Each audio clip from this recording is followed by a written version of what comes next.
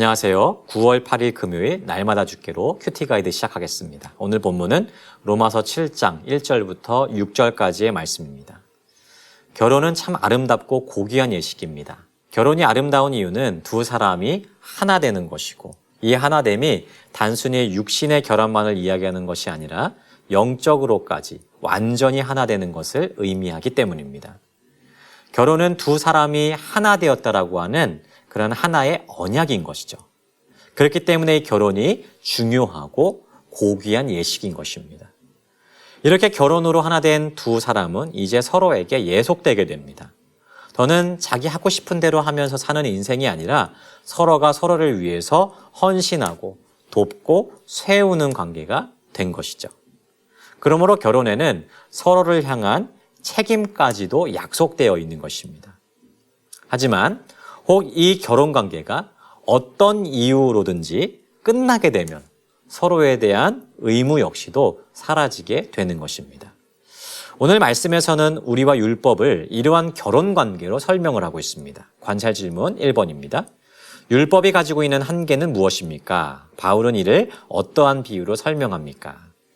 이미 말씀드린 것처럼 바울은 우리와 율법의 관계를 결혼으로 비유하고 있습니다.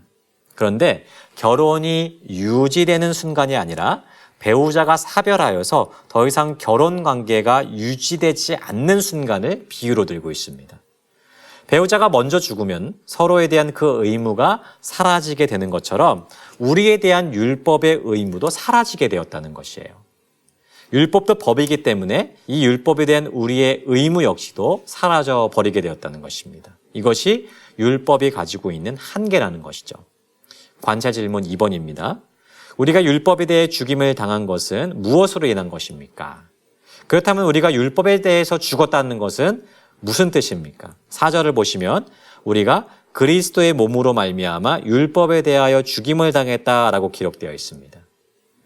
이는 곧 우리가 율법의 모든 요구를 이루신 예수 그리스도와 함께 죽었다는 뜻입니다.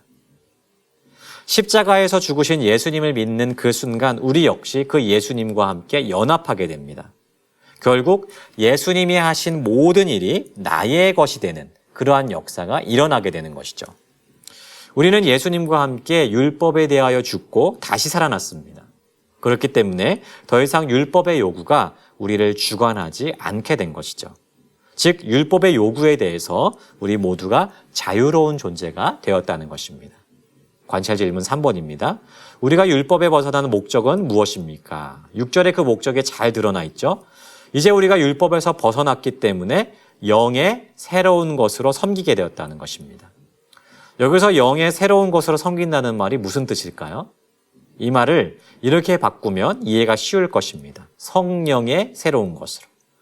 결국 우리가 율법의 메인 삶을 사는 것이 아니라 우리 안에 계신 성령께서 우리를 다스리시고 그 성령께서 주시는 자유함으로 하나님을 섬기는 신앙생활과 삶을 영위할 수 있게 되었다는 것입니다. 말씀을 정리해 보겠습니다. 여러분, 우리가 예수님을 믿음으로써 더 이상 우리는 율법의 요구를 이루지 않아도 되게 되었습니다. 더 이상 율법의 요구가 우리를 정죄하거나 판단하지 않습니다. 우리는 예수님 안에서 자유한 존재가 된 것이죠. 그러므로 우리는 하나님을 섬김에 있어서 성령께서 주시는 자유함과 기쁨으로 섬길 수 있게 된 것입니다. 우리가 신앙생활을 하다 보면 율법주의에 갇히는 때를 보게 됩니다. 율법주의가 무엇이죠? 온갖 법칙과 규율과 규칙에 매여 있는 신앙생활입니다. 물론 신앙에는 규칙과 규율이 필요하죠. 규율이 없다면 그 신앙은 곧 방종으로 흘러가게 될 것입니다. 하지만 신앙의 알맹이가 다 빠진 채 그 규칙에만 매몰되어 있다면 어떻겠습니까? 그 규칙에만 매몰되어 있어서 나의 신앙도 자유롭지 않을 뿐만 아니라 이 율법주의로 다른 사람들을 판단하는 자리에까지 서게 되면 어떨까요? 여러분, 하나님은 우리에게 신앙의 어떠한 형식만을 요구하시는 것은 아닙니다. 하나님께서 우리에게 요구하시는 것은 우리의 마음이에요. 우리의 중심을 원하신다는 것입니다. 그러므로 하나님을 섬김에 있어서 의무감을 앞세워서는 안 될 것입니다. 오히려 자원함과 기쁨과 성령께서 주시는 즐거움이 가득해야 될 것이에요. 우리가 성령 안에서 자유함을 누리면서 그분이 주시는 자원하는 심령으로 하나님을 섬긴다면 우리 안에는 항상 감사와 기쁨이 흘러넘치게 될 것입니다. 이 사실을 기억하시면서 혹 내 신앙에 자유와 기쁨이 없다면 그 이유는 무엇일지 한번 생각해 봤으면 좋겠습니다. 그리고 성령 하나님의 도우심을 구하면서 내 안에 자원하는 심령으로 하나님을 섬길 수 있게 해달라고 새로운 마음을 주시기를 구하시기를 바랍니다. 그리하여서 항상 감사와 기쁨으로 주님을 섬기는 우리 모두의 삶이 되기를 주님의 이름으로 축복합니다.